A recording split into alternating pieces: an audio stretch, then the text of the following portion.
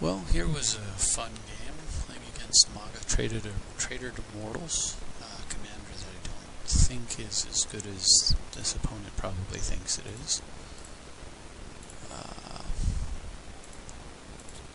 Unfortunately, he had to mulligan twice, but he is going first. And he rituals out Dusk Urchins, so a chance for him to refill his hand a bit and draw 3 cards off of it. Trading 2 for 3, I suppose, is acceptable. You get down with some quick mana, and he starts laying the beats.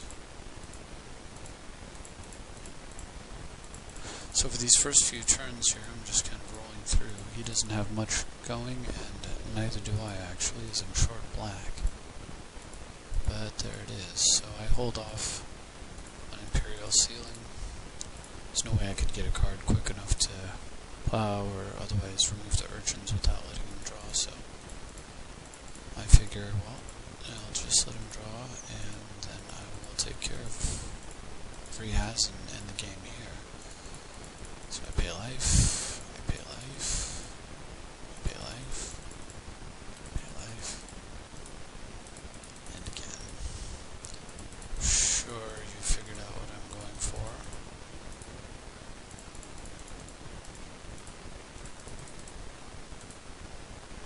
And there it is. So I set up the stack with Vandal Blast on the bottom, Swords on top of that, Power Stone on that, Crucible on that, Mindtwist on the top. Get down with the land, and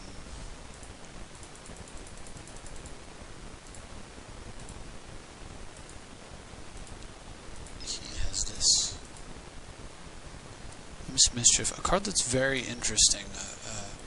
You can counter spells with it. I mean, you can counter spells with it. And then, of course, stuff like this is completely awesome. So, ouch.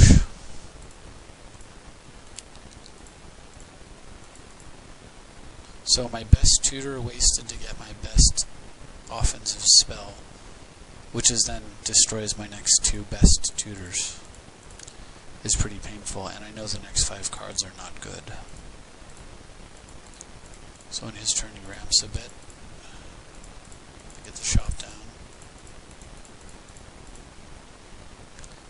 Tutors for a Vampire Hex Mage, which I thought was weird, but maybe he assumed I had some sort of Planeswalker.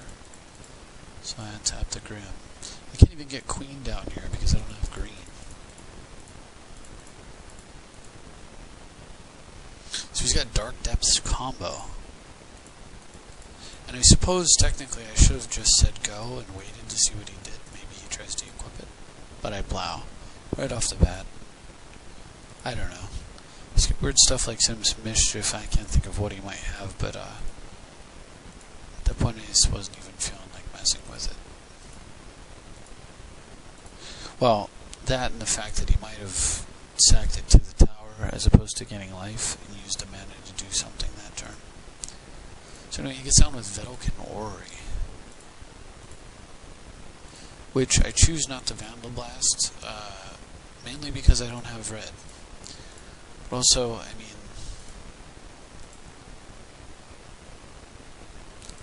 how good is it? Now look at this funky situation. I actually have a will, but everything in the graveyard's black, or that Plowshare, so there's no way to actually capitalize on the will right now. I'm sitting here with Crucible, a billion mana, a will, a blast. I can't really play anything. Any end of turn Lotus, and plays an Urborg, which what was that black mana problem I was having? So awesome when that kind of stuff happens, and then the deck coughs up the other color I need as well. So first things first, I want to clean all the stuff off his board and also force him to play whatever he's going to cast, since he can play cards as an instant. So he responds with the Grim Tutor, and at this point I'm kind of worried because he might have gone and got discard. But I'm not sure what he got. Whatever it was, it might be something he's saving. So I figured he either got something to draw cards or he got like an artifact which he couldn't play in response because it would have just gotten blown up.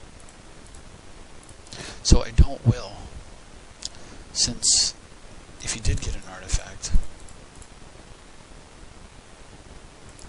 and suspicions tell me that that's probably what he got there.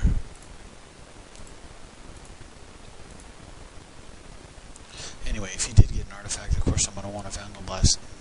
Man, this deck just never runs out of tutors. I love this deck so much.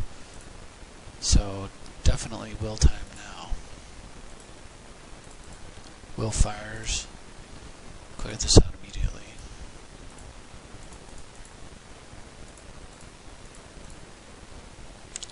Somehow I think he has 3 cards in his hand. I have no idea how I made the mistake. Rather, I think he has 2 cards in his hand.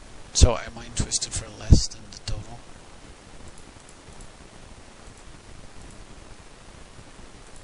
One of the disadvantages of playing late at night is I start getting brain fatigue. So the very first pile looked fantastic, and I set it up with 4 cards underneath a fact, and I'll just fact into that pile of goodness there, and save the demonic for whatever might be needed later.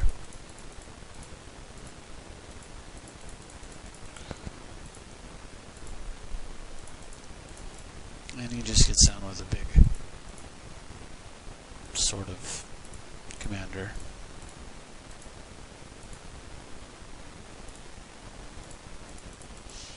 So carrying on with the play, I fact into this. He gives me that split, so I take the counter spell since I can flash teachings back. And I feel more comfortable with the counter spell. And I go ahead and set myself up with more mana, giving me just enough to... I have 8. So I'm able to counter the Sorin and still teachings.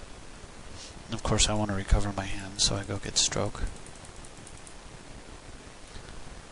Rip a forbid up and start stripping. It's 10 damage by his commander, still okay.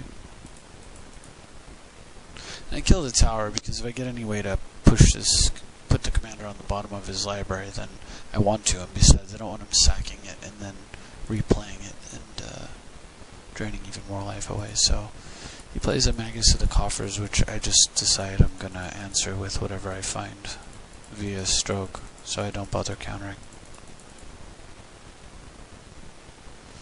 There's the hand.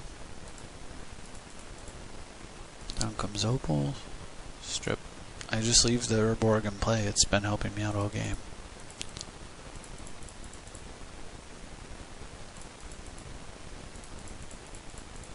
And down comes Queen.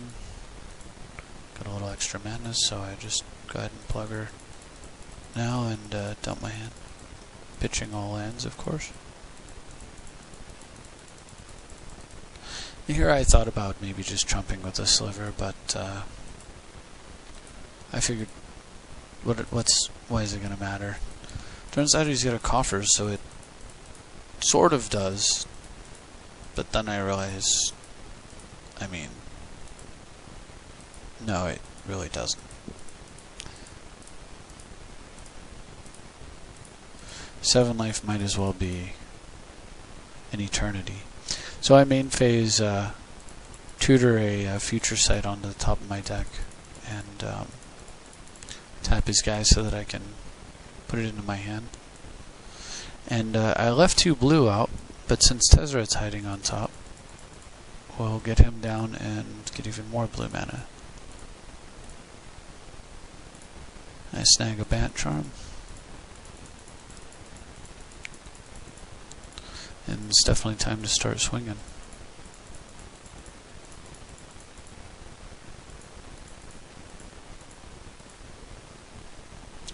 So he wants to kill everything, and I'm perfectly fine with that.